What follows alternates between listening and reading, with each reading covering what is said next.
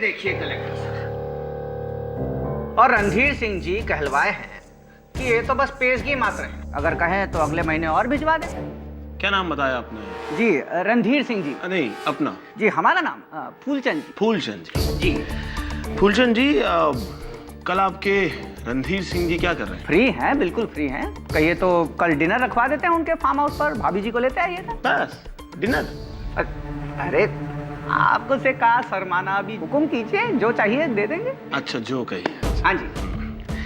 लेकिन कल भी मुझे थोड़ा मुश्किल लग रहा है। काहे? क्योंकि कल जहां आपके रणधीर सिंह जी अपना डिनर करेंगे ना, वहां भाभी जी तो दूर, मेरा आना भी जरा मुश्किल हो जाएगा। क्योंकि कल आपके रणधीर सिंह जी अपना डिनर करेंगे जेल के लॉकअप में।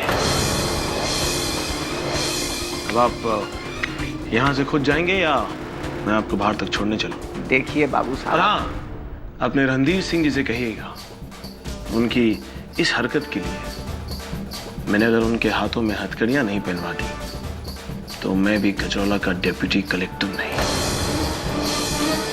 अच्छा, जय बात।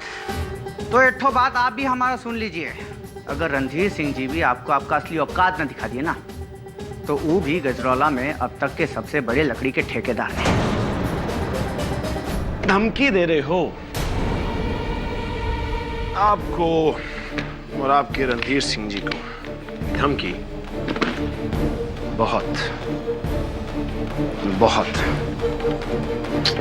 खड़े हो, भारी पड़ेगी। निकलो यहां से। देख रहे, बता दे हम तुमको। कन्या, वो चाय रहने देना, हमारे मेहमान थोड़ा जल्दी में थे। कन्या, कन्या। अरे माँ, आपने सुकन्या को देखा है क्या कहीं? अरे गई होगी कहीं, आज तक मुझे कभी बताया उसने? बहुत सर पे चढ़ा के रखा है तूने उसे। देखना, एक दिन बहुत पछताएगा तू। आप आराम करो, वो यहीं कहीं चली गई होगी। क्या बताए रणधीर सिंह जी, सरासर अपमान हुआ है हमारा। नोटों से भरा हुआ बैग मुंह पर देकर मारा है हमारे, और धक्का देकर निकाला है घर से बाहर। 2 कौड़ी का सरकारी नौकर। हम कह रहे हैं आपको, वो जंगल का टेंडर भूल जाइए आप, नया मिलने वाला आपको इस साल। और हेलो हेलो, काट दिए। कुछ कसूर ना है, फिर भी हमें पीछे बस।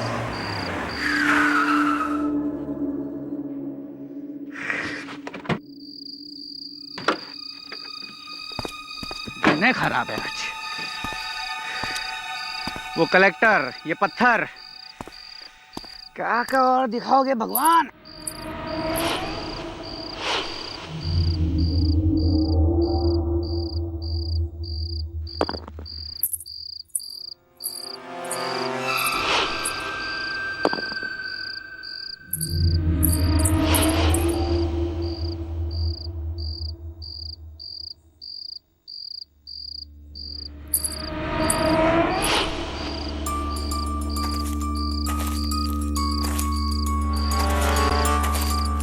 अरे कौन है?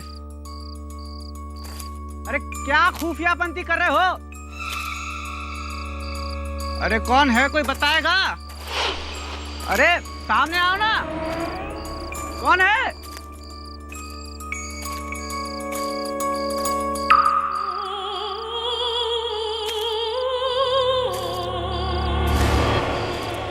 अरे कौन है?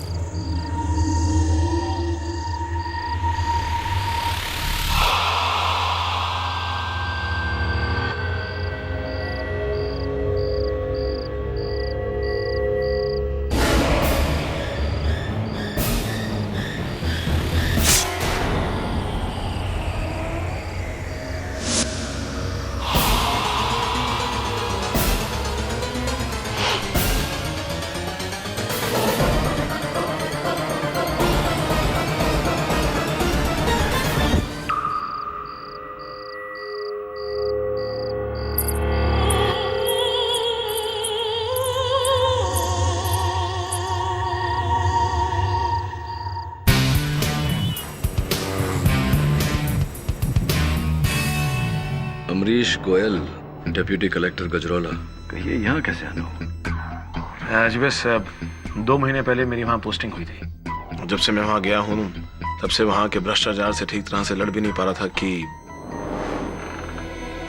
मेरी बीवी सुकन्या, ये गजरौला के सबसे बड़े ठेकेदार रणधीर सिंह के आदमी फूलचंद की हत्या का आरोप लग गया उस पर। यहाँ से तो जान पड़ता है कि आपकी पत्नी एक गृहिणी है। कभी हत्या का आरोप, हत्या कैसे की गई है? हथियार क्या था? मिस्टर केडी, ना ही कोई हथियार था और ना ही कोई औजार। हत्या की वजह नाखूनों के वार बता रहे हैं। नाखून? भला नाखून से कोई किसी की हत्या कैसे कर सकता है? पुलिस का मानना यह है कि सुकन्या के नाखूनों में जहर था और जब वो फूलचंद के खून में मिले तो फूलचंद की मृत्यु हो गई, ऐसा पुलिस बता रही है। नाखूनों में जहर कैसे हो सकता है? आम नाखूनों में जहर नहीं होता, पर क्या शांत क्यों हो गया? बोलिए। मिस्टर केडी, कभी आपने विष कन्याओं के बारे में सुना है या कहीं पढ़ा है?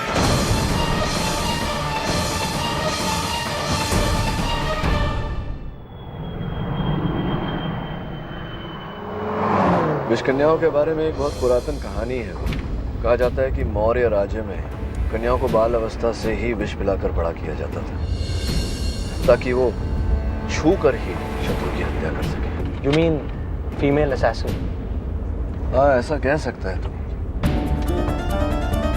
राजा लोग अपने दरबार में उन्हें रखते थे और वो महिलाएं अपनी सुंदरता से शत्रु को मंत्र मुग्ध करके उनकी हत्या करती। पर सर, ये मुद्दा आज के जमाने में फिर से क्यों उठ रहा है? एक IAS ऑफिसर की पत्नी को विषकन्या कहना गवारपन ही नहीं, बेवकूफी है। सुकन्या नाम तो बहुत साधारण सा है। इस साधारण नाम और कहानी के पीछे वास्तविकता क्या है, ये तो गजरौला पहुंच कर ही पता चले।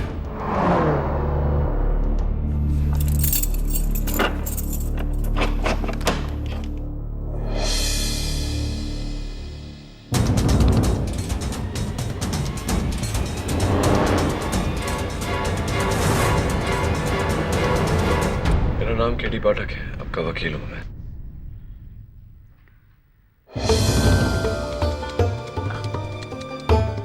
केडी साहब, आप मुझे यहाँ से बचा तो लेंगे ना? ये सब लोग मुझ पर बहुत अजीब सा इल्जाम लगा रहे हैं। ये कह रहे हैं कि मैं एक विष कन्या हूँ। विष कन्या?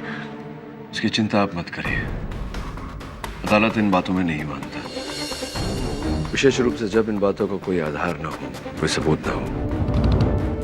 ये बताइए कि हत्या की रात आप कहाँ गई थी? आपके पति का कहना है आप घर पर नहीं थी। जी, वो हमारे घर के पीछे जो जंगल का रास्ता है, मैं वहीं गई थी तुलसी के पत्ते लाने के लिए।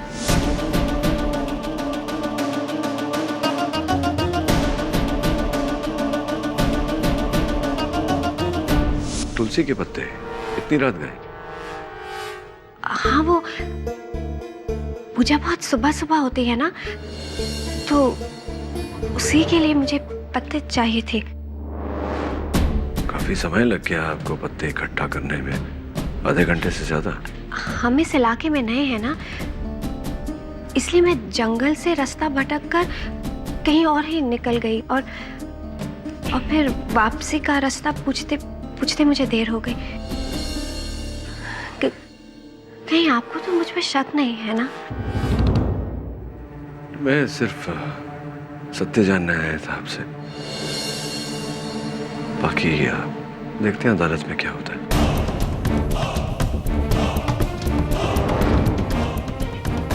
2 महीने की शादी और फिर ये बर्बादी,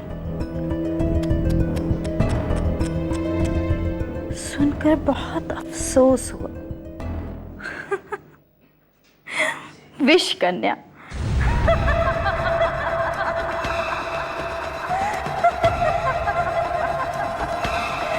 विष कन्या।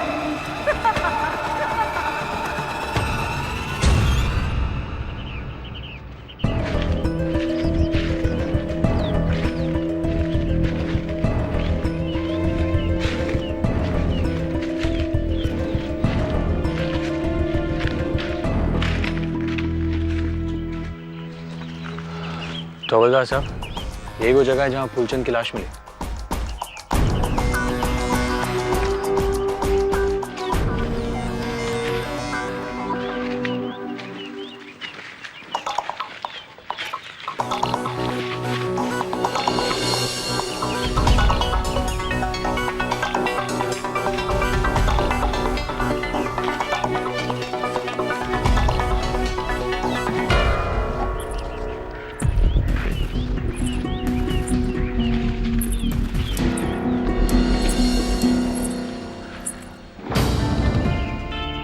अभी कुछ सुना तुमने? खनकने की आवाज।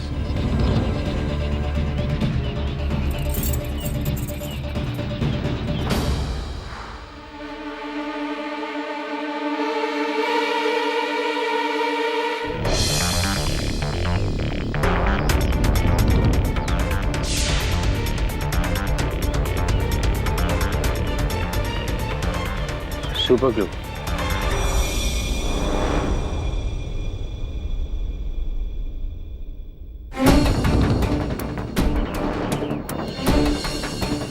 प्रिया थिएटर। यहाँ प्रिया थिएटर है क्या? जिस दिन फूलचंद की मौत हुई उसी शाम का टिकट है। कोई ये फिल्म देखकर यहाँ से गुजरा था। प्रिया थिएटर पास में ही है क्या? हवलदार साहब बोलते बहुत हैं।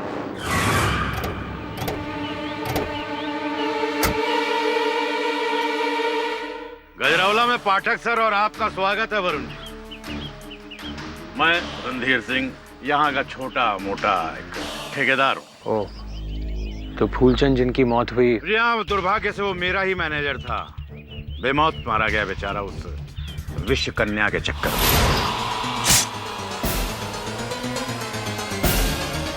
ये विश्व कन्या वाली बात समझ में नहीं आई। कल जब अदालत में प्रोसिक्यूशन की दलीलें होंगी तब समझ लीजिएगा। फिलहाल तो मैं आपको ये बता देना चाहता हूँ कि वो लड़की तो केवल हथियार है, असली हत्यारा तो उसका पति है, जिसने मेरे आदमी के पीछे भेजा था अपनी पत्नी को उसे मारने के लिए। आपका वो डिप्टी कलेक्टर अमरीश गोयल। देखने में बहुत सीधा साधा है वो, पर असल में वो टेढ़ा आदमी है। मैं आपको ये चेतावनी देना चाहता हूँ कि आप उससे बच के रहिएगा। अभी चलता हूँ। और हाँ, जाते जाते एक मशवरा और देना चाहूंगा। वापस लौट जाइए मुंबई, वरना उस पति पत्नी के लपेटे में आ जाएंगे आप लोग भी।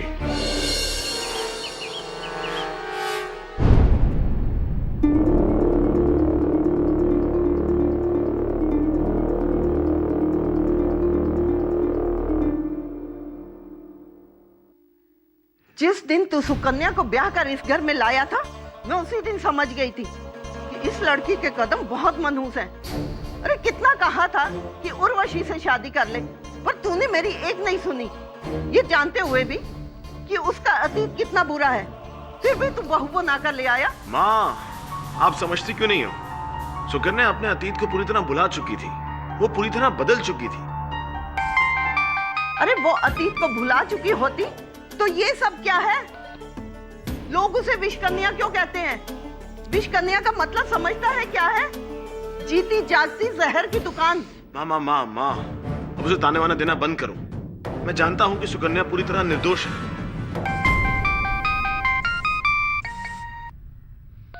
मैं तुम्हें थोड़ी देर में फोन करता हूँ। ओके।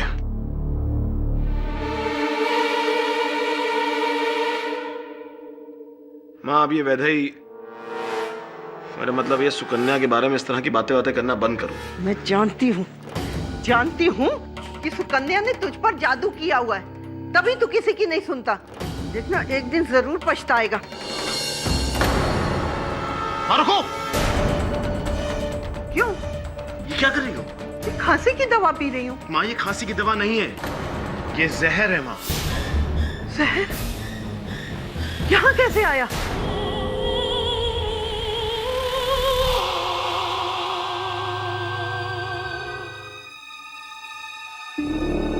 सुकन्या। प्रकाश, तुम? सुकन्या, ये सब क्या हो गया? तुमने ये सब? चिंता मत करो, सब ठीक हो जाएगा। मैं आ गया हूं ना। मैं हूं तुम्हारे साथ, ठीक है?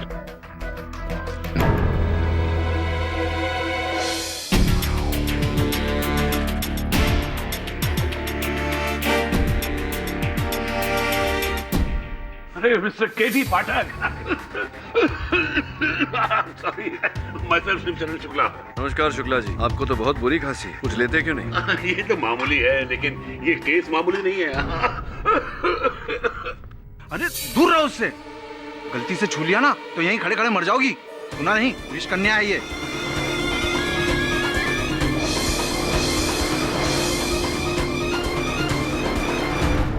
माय लॉर्ड, मैं सॉरी,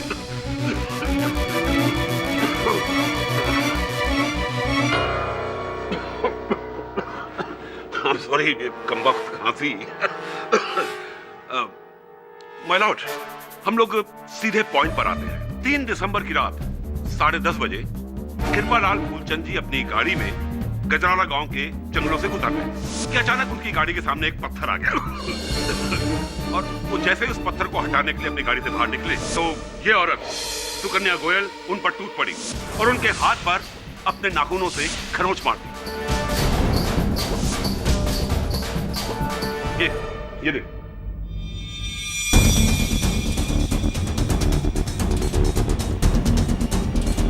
माय लॉर्ड, उसके 10 सेकंड बाद ही मिस्टर फूलचंद गिरकर ढेर हो गए और मौत का कारण उनके शरीर में भारी मात्रा में जहर का पाया जाता। और जहर भी कौन सा? डेंड्रोटॉक्सिन, जो अक्सर बिच्छू और सांप में पाया जाता है। ये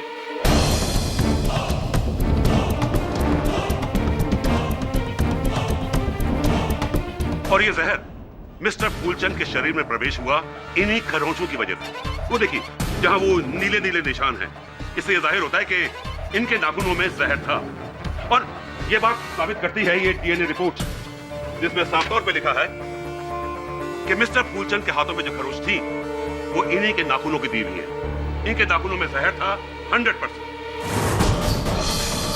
होगा जहर इसके नाखून में, ये विष कन्या है, इसीलिए मारा होगा। ऑर्डर ऑर्डर, बैठ जाइए।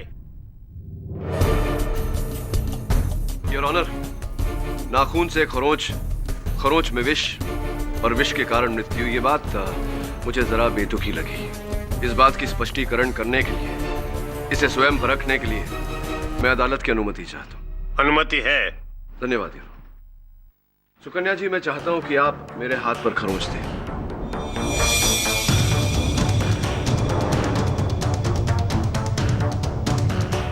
मिस्टर पाठक, क्या कर रहे हो ये? मिस्टर पाठक, आप समझ रहे ना आप क्या करने वाले?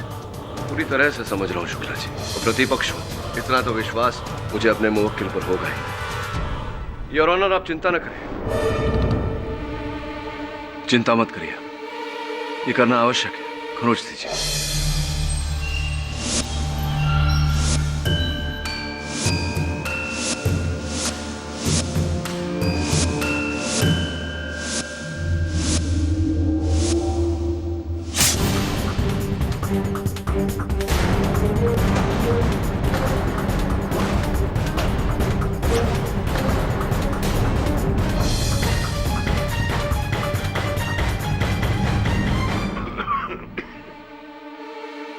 जरा बीतते हुए समय पर ध्यान देंगे शुक्ला जी?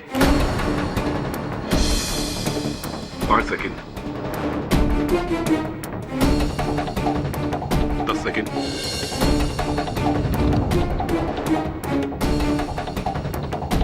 15,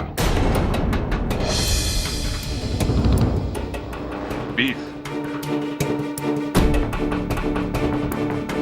25,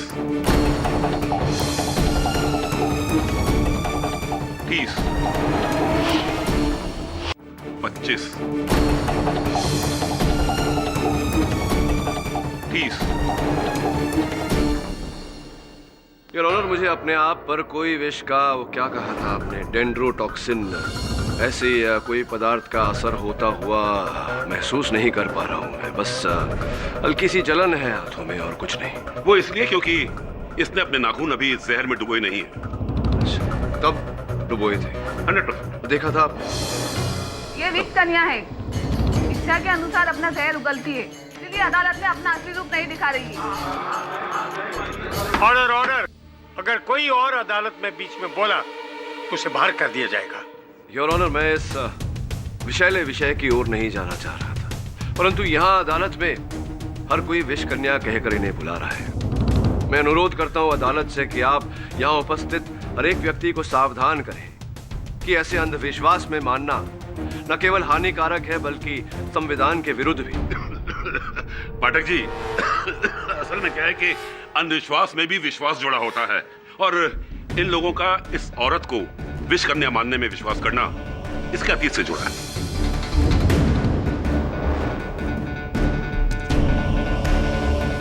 अतीत से आपका अर्थ? ये एक लंबी कहानी है और इसे वही सुना सकता है जिसने इसे करीब से देखा हो। इसीलिए मैं इनके मामा जी को बुलाना चाहता हूँ, श्री बटुकनाथ जी। सुकन्या 6 साल की रही होगी जब इसके माता पिता एक दुर्घटना के शिकार हो गए। तब से मैंने ही इसे पाल पोस के बड़ा किया है, यहाँ से 20 कोस दूर चिरोला गांव में। चिरोला जो सांप और बिच्छू के लिए मशहूर है। हाँ साहब, घना जंगल है वहाँ, आए दिन सांप और बिच्छू के काटने के किस्से।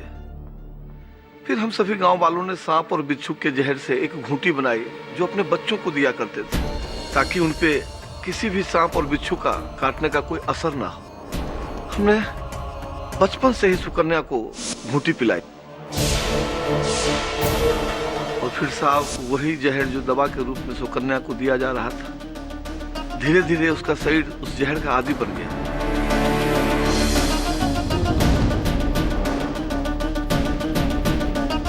और जैसे ही वो बड़ी हुई, उस जहर का असर खत्म होता चला गया। मुझे याद है एक दिन जब वो कॉलेज से लौट रही थी तो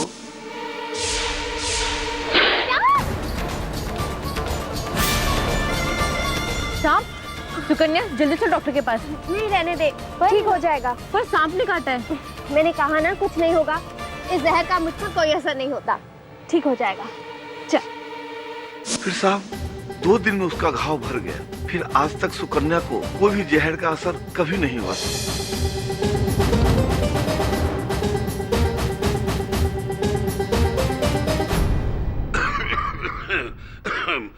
माय लॉर्ड, इस बात को साबित करने के लिए मैं अदालत से दरख्वास्त करूंगा कि एक बिच्छू मंगवाया जाए जो इन्हें डंक मारेगा। शुक्ला जी, मुझे लगता है कि आप पर भी किसी प्रकार के विष का प्रभाव पड़ रहा है। विचित्र बातें क्यों कर रहे हैं? तो पाठक जी फिर इस बात को कैसे साबित करेंगे कि इन पर विष का कोई असर नहीं होता? नहीं, लेकिन इसे साबित करने की आवश्यकता क्या है शुक्ला जी? योर ऑनर, सुकन्या जी की ये अवस्था कोई नई बात नहीं है। विज्ञान में इसे मित्रिदिज्म कहते हैं, जहां व्यक्ति नियमित रूप से नियमित समय पर नियमित मात्रा में विष का स्वयं सेवन करता है ताकि बाहरी विष का उसके शरीर पर प्रभाव न पड़े। जू और वाइल्ड लाइफ सैंक्चुरीज में शुक्ला जी अक्सर वहां के कर्मचारी इस विधि का प्रयोग करते हैं। मिस्टर शुक्ला, आप हमें उस बिच्छू को दोनों को बख्श दें। मैं ये सब कुछ अदालत में नहीं होने दूंगा। बटुकनाथ जी, आप मुझे कृपया बताइए कि सुकन्या जी की के अतीत की इस अवस्था का फूलचंद जी के हत्या से उनकी मृत्यु से संबंध क्या है? आप समझ नहीं रहे हो साहब कि सालों साल इसके शरीर में जहर जाने से इसकी सोच भी जहरीली हो गई और फिर ये गलत लोगों के संगत में रहने लगी। ये मैं क्या सुन रहा हूँ सुकन्या? अरे तू दलवी भाई के साथ काम करती है, पता है तुझे कितना बड़ा गुंडा है वो। ओहो मामा जी, आप तो बेकार में ही परेशान हो रहे हैं। मैं उनके यहाँ सब हिसाब किताब ही तो देखती हूँ और इसके लिए मुझे पैसे भी तो अच्छे मिल जाते हैं और फिर उनके वहाँ काम करने से मुझे कोई परेशान भी नहीं करता। पागल हो गई है तू। तुझे पता है कि वो पैसे के लिए दूसरे की जान भी लेता है और तू उसके साथ काम करेगी? मामा जी आप भी ना। 2 सालों तक सुकन्या दलवी के गिरोह के संगत में रही और उसके इशारे पे चलने लगी।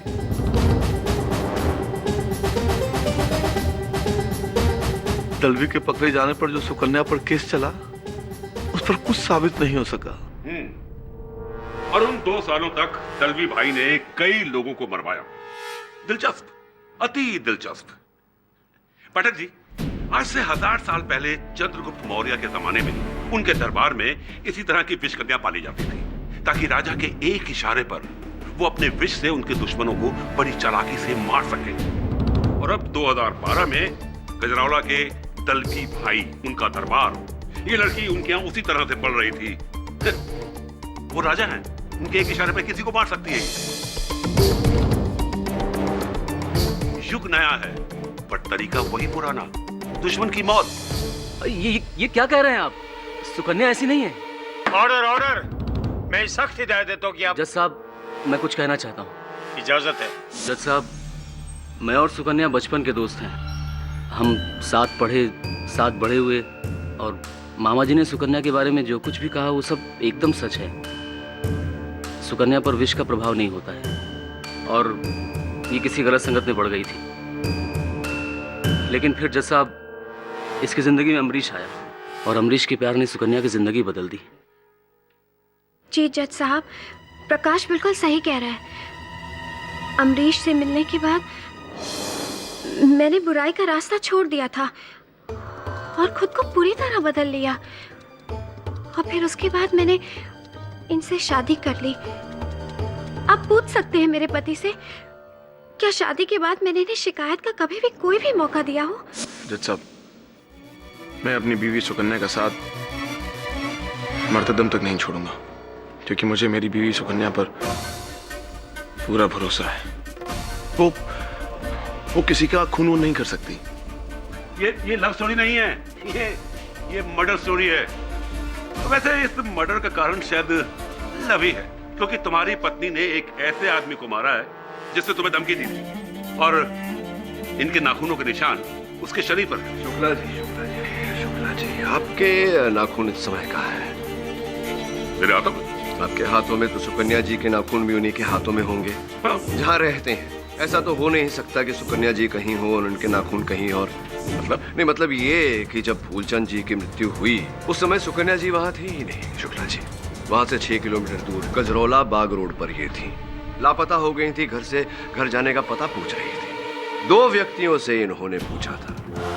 सर्वप्रथम योर ऑनर, मानिक राम, जिनकी गजरौला बाग रोड पर पीसीओ की दुकान है, सुकन्या जी स्वयं वहां जाकर उनसे पता पूछ रही थी। 3 दिसंबर की रात 10:30 बजे सुकन्या जी को हमने गजरौला बाग रोड पर देखा था। हमारी पीसीओ की दुकान पर आई थी और वहां से अपने घर का पता पूछ रही थी।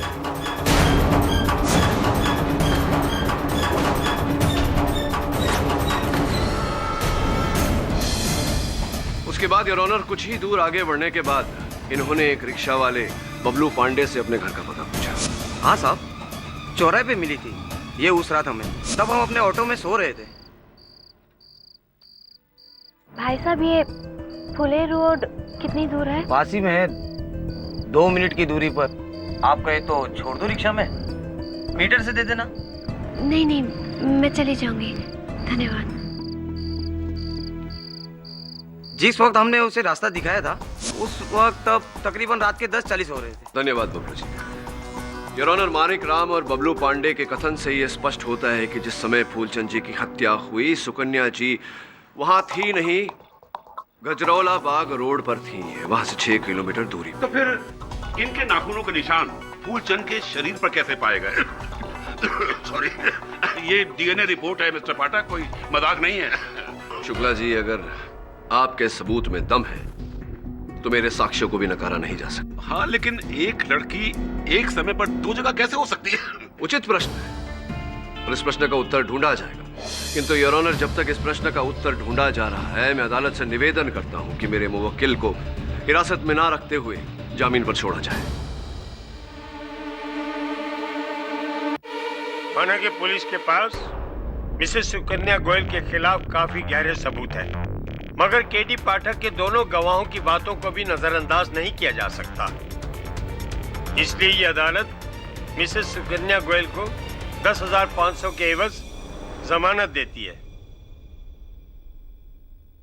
लेकिन तब तक आप गजरौला छोड़कर कहीं नहीं जा सकती। जी sir. The court is adjourned for today.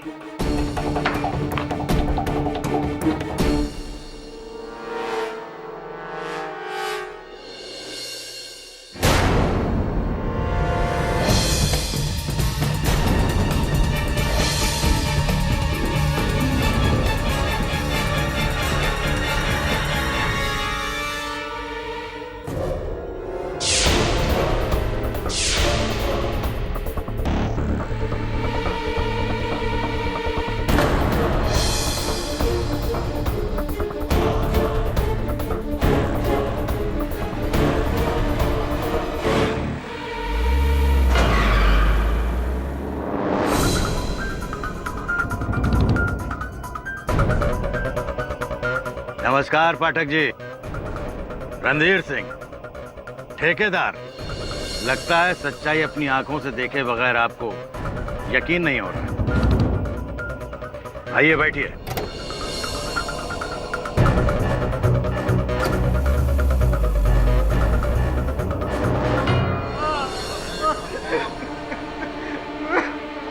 बता।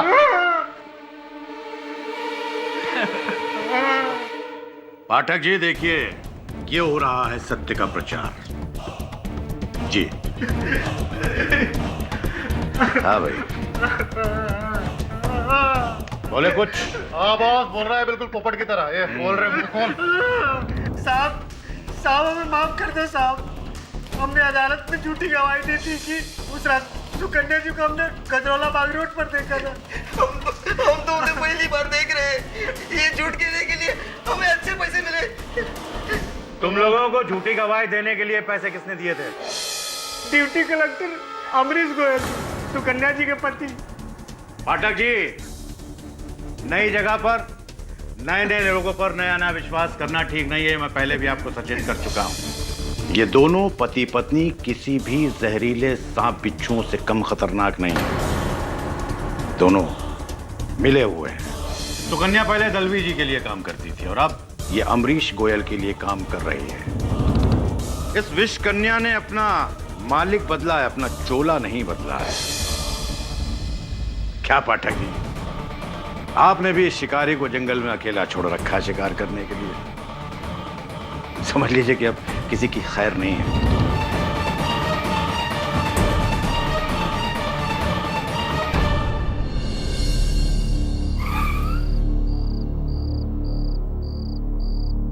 तुम जाओ।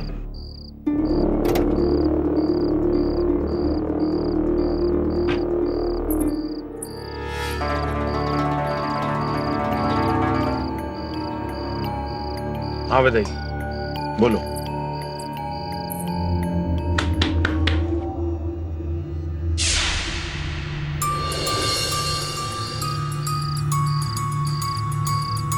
सुकन्या, बेटा तू इतनी रात को? क्या मैं अंदर आ सकती हूँ मामा जी? सर, इतना बड़ा धोखा। अगर उसे नकली गवाही खरीदनी थी तो फिर उसने आपको क्यों बुलाया? किसी भी वकील को रख लेता। रणधीर सिंह सही है सर। ये अमरीश जितना जमीन के बाहर है उतना ही जमीन के अंदर। शायद तू ठीक कह रहा है, लेकिन यही बात मैं अमरीश के मुंह से सुनना चाहता हूँ।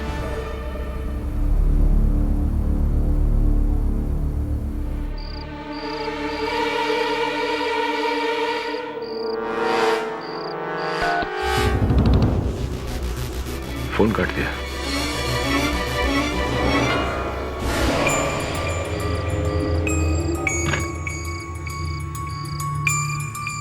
काम हुआ?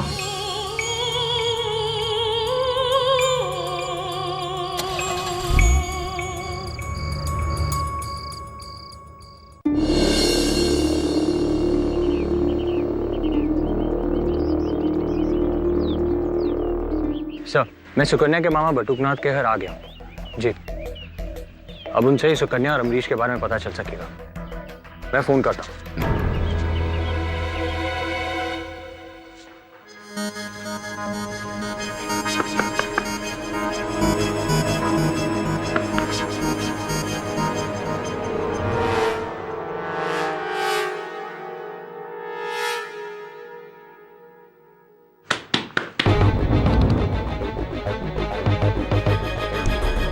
बटुकनाथ जी,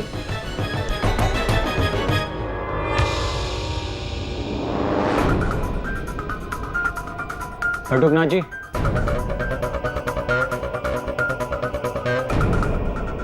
बटुकनाथ जी,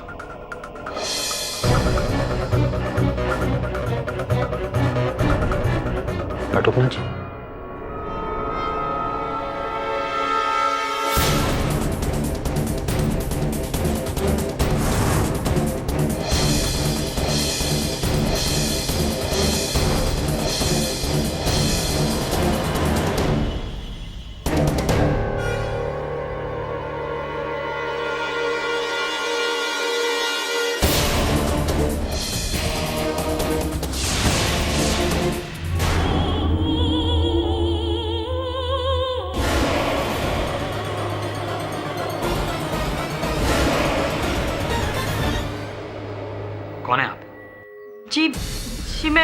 सुकन्या वैदेही, अमरीश की दोस्त।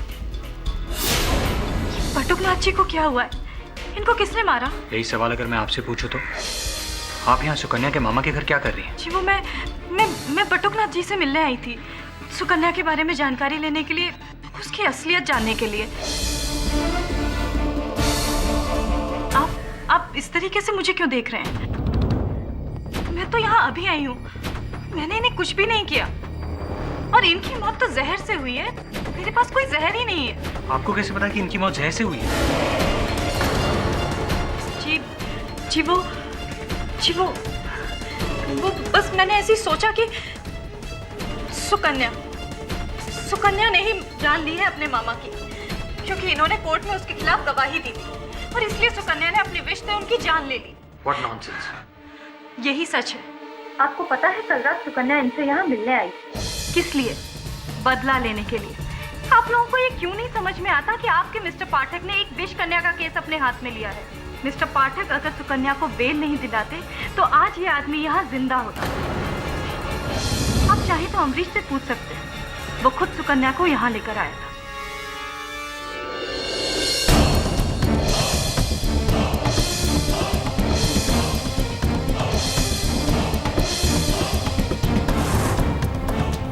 सर मुझे माफ़ कर दीजिए सर, मुझसे गलती हो गई सर। वो जो दोनों विटनेस मैंने अदालत में बुलाए थे सर, वो दोनों विटनेस झूठे थे सर।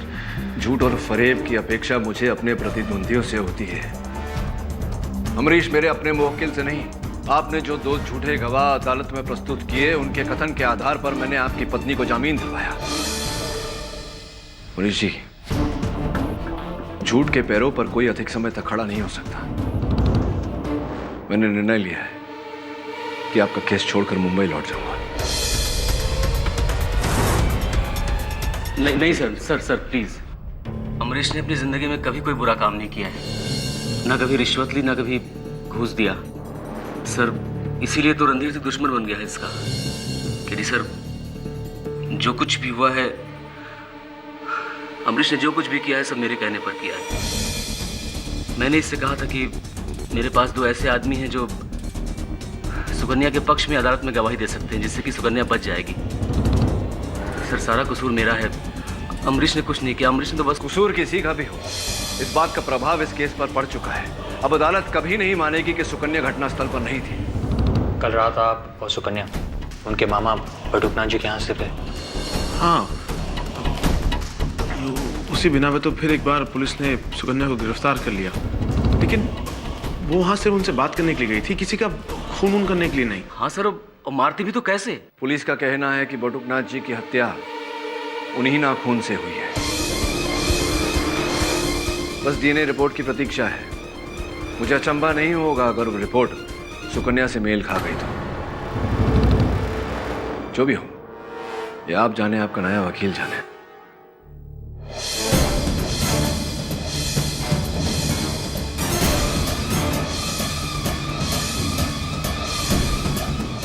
झुमका सर, झुमका तो उसी झुमके का जोड़ीदार है जो मुझे बटुकनाथ जी के घर पर मिला था। ये सुकन्या जी का झुमका है? नहीं सर, ये सुकन्या का नहीं, बल्कि ये तो मेरी माँ का झुमका है। पर ये झुमका बटुकनाथ जी के यहाँ क्या कर रहा था? प्रश्न ये नहीं है कि ये झुमका बटुकनाथ जी के यहाँ कैसे पहुंचा। प्रश्न ये है कि आपकी माता जी वहां क्या कर रही। माता जी, आप कल बटुकनाथ जी के घर गई थी? नहीं बेटा। आप भी झूठ बोल रही हैं। लगता है मुझे कुछ समय तक और यहां रहकर इस केस से जुड़े रहना पड़ेगा। कुछ और नहीं तो अपनी जिज्ञासा पूरी करने के लिए, ये पता लगाने के लिए कि विषकन्या है या नहीं, और अगर वो है तो सुकन्या है या कोई और।